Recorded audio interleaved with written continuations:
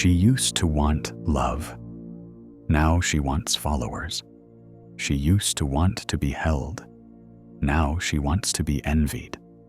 Not because she's shallow, but because the world taught her that attention is safer than intimacy. That performance pays more than presence. So she learned how to win. Not hearts, but algorithms. She shaped herself for screens, curated her charm, filtered her flaws, and they rewarded her for it. Goddess energy, unbothered. But no one asks, "How's your soul?" Because no one wants real anymore. Real is too slow, too quiet, too uncomfortable.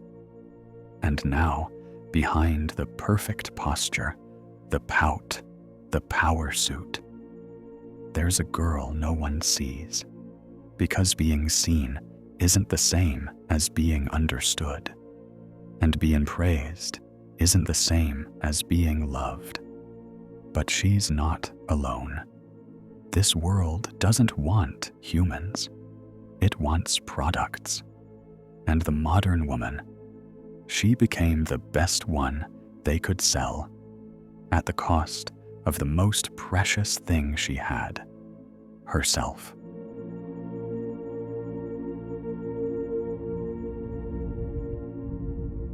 He scrolls through polished faces, curated lives, ambition wrapped in beauty. And he tells himself, she's powerful, she's free, she's the future. But something inside him tightens, not with jealousy, with grief, because he's not seeing a woman. He's seeing a performance, a highlight reel, a perfectly tuned projection of wantability. She doesn't speak to him. She broadcasts. Every pose says, "I don't need you." Every caption screams, "I'm already complete." But he knows that voice because he's used it too. It's the voice of someone who's been hurt, someone who's done performing vulnerability because it never got her what she hoped for. He used to want to protect. Now he just wants to escape. Not from her, from the emptiness, from conversations that go nowhere, from connections that vanish after the dopamine dies, from attraction with no gravity, from beauty that refuses to be touched. This isn't about blame. It's about loss. They both wanted something real, but neither one knows how to recognize it anymore. Because in a world where everyone is selling something, who do you trust to be real? Who dares to be ugly, to be boring, to be raw? She doesn't, and neither does he. And that's the tragedy. They don't reject each other. They reject the versions they've both been forced to become.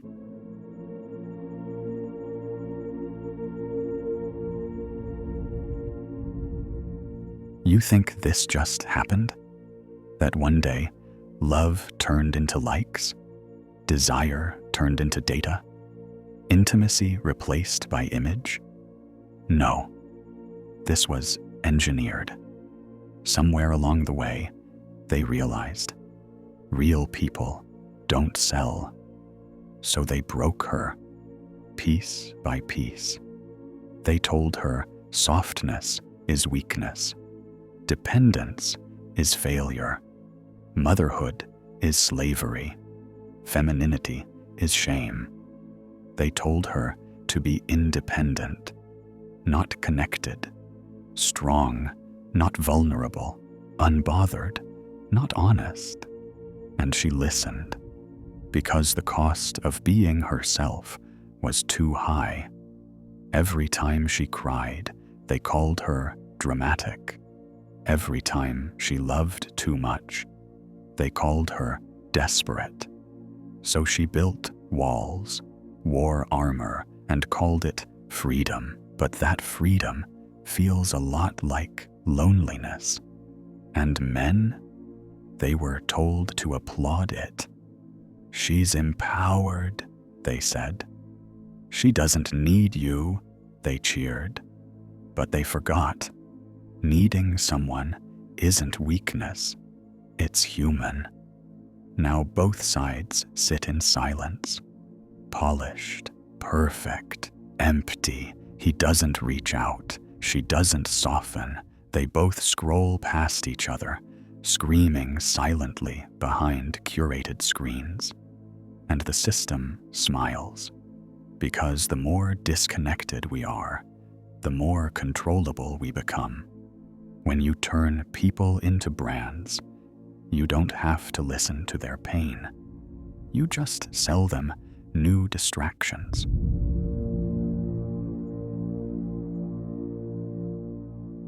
She looks in the mirror, not to see herself, but to check if she still fits the brand. She doesn't dress for joy. She dresses for strategy. She doesn't speak from her soul. She scripts every word for maximum effect. And she's good at it. She knows how to flirt without intimacy. She knows how to win without commitment. She knows how to inspire desire and avoid depth. But late at night, when the screen goes dark and the filters fade, she feels it. That hollow ache, that silent question. Am I anything without the applause? She was once a girl with messy hair and soft questions. She wanted to be held, not worshipped, understood, not envied. But somewhere along the way, she learned that softness gets broken. So she became sharp, and she never stopped cutting. Now every connection feels like a transaction. Every compliment feels like currency. Every date is a battlefield between pride and loneliness. She didn't want this, not really. But she doesn't know how to undo it.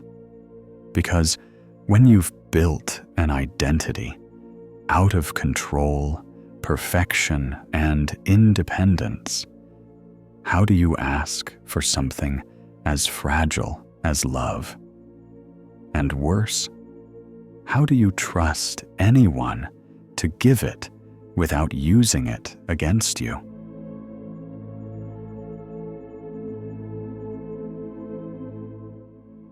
He used to want her before she became untouchable. He used to imagine futures, conversations, quiet mornings. But now, he scrolls past. He swipes left. He forgets her name. Not out of hate, out of exhaustion. He's tired of decoding subtext, tired of being tested instead of trusted, tired of women who say they're done with men, but still expect him to earn their validation. He wants connection, not performance, warmth, not irony. He doesn't want a queen. He wants a partner, not to conquer, but to build with. But every time he gets close, he feels it. The wall, the pose, the edge, and he pulls back, not because he's weak, because he's awake. He knows this isn't intimacy. It's image management. It's social chess. It's a game where everyone loses slowly. So he chooses himself. He walks away, not bitter, just done. And she watches him leave, but she doesn't chase. She can't, because the moment she softens, she becomes everything she was taught to hate. So she lets him go, not because she doesn't care, but because she's forgotten how to show it without losing control. And now they both lose, not because they failed each other, but because the world trained them to fear the very thing they needed most: each other. We say she changed, that she became cold, calculating, hard. But what did we expect? We punished her for being soft, laughed when she cried, left when she loved too deeply, mocked her for needing. So she adapted. She built a shell, turned her feelings into strategy, turned her body into a brand, and we applauded her for it. You're glowing. You're a boss. You're untouchable. But we never asked, are you okay? Because if we did, we'd have to confront something ugly, that we helped break her. Every joke about crazy exes, every time we rewarded the most fake over the most real, every time we chose convenience over commitment, we trained her to survive us. And now we're angry she's not soft anymore? No, she didn't become this in a vacuum. We watched it happen. We clapped. We liked. We reposted. And now we complain that she doesn't open up, that she doesn't trust, that she doesn't care. But trust doesn't grow where truth isn't safe, and care doesn't last where connection is one-sided. So before we mourn who she's become, we need to mourn who we stopped being. Because this isn't just her story. It's ours too. And if we want better, we have to stop demanding vulnerability from someone we keep teaching to disappear. Is there a way back? Not to tradition, not to roles, but to truth? What does it even look like?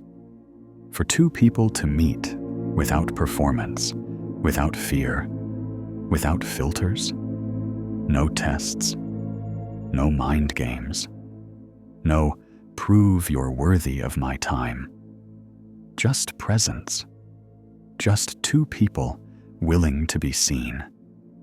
Flawed, soft, uncertain, and still stay. That's the revolution. Not louder women, not stronger men, but honest humans. We don't need another power couple. We need soulmates who'd rather hold hands than hold scorecards. But it won't happen by accident. We have to unlearn. Unlearn the pride that won't let us reach out. Unlearn the pride that won't let us receive. Unlearn the survival strategies that turn every date into a negotiation. Because love doesn't grow in war zones. And we've been fighting each other for so long that we forgot we were supposed to be on the same side. We can't heal if we keep performing. We can't build if we keep pretending. So maybe the question isn't, Can we go back? Maybe the question is, are we brave enough to start again? This time, without the mask?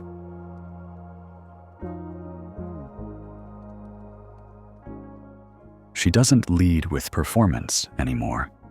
She leads with presence. No longer obsessed with appearing unbothered, now obsessed with being understood. She doesn't wear her worth like a product. She knows it, quietly, firmly, without needing to prove it. And him? He's not afraid of her strength, because it doesn't threaten him. It reflects him. He doesn't try to dominate. He listens, not because he's weak, but because he's strong enough not to fear her depth. They're not perfect. They trigger each other. They get scared. They fall into old patterns, but they return again and again to the truth.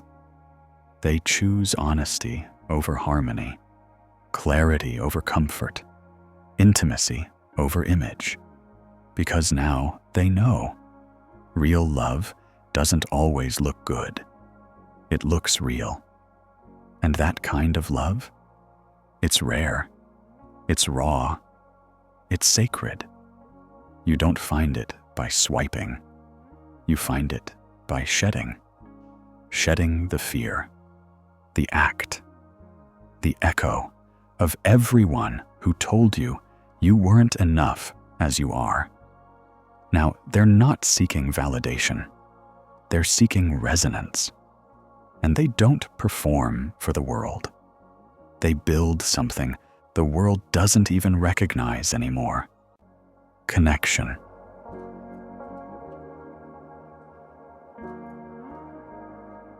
This isn't a fairy tale. No algorithm will fix this. No trend will bring back depth. No app will teach us how to be whole. We're not waiting for culture to change. We are the culture. Every choice we make, to ghost or to stay, to fake or to feel, to seduce or to see, builds or breaks the next generation of love. Because the truth is brutal. If we keep applauding the mask, we'll keep killing the soul. If we keep rewarding performance, we'll never know people. And if we don't choose truth now, soon we won't remember what it feels like to be real. Not just women, not just men. Us. We've all been hurt. We've all hurt others. We've all played roles, spoken scripts, worn smiles that felt like cages. But we can stop. We can make love sacred again by showing up, by saying what we mean, by being seen, even when we're not perfect. Especially then, because if you have to disappear to be loved, that's not love, it's consumption. And love was never meant to be a marketplace.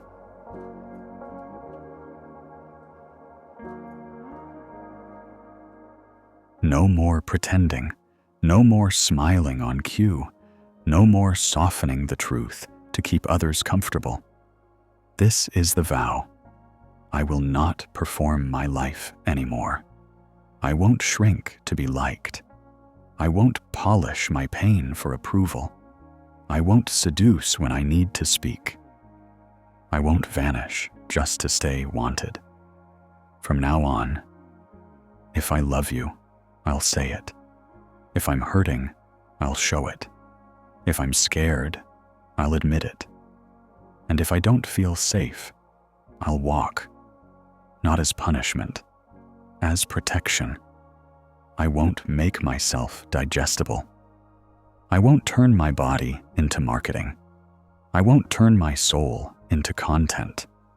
I'll be messy, inconsistent, honest.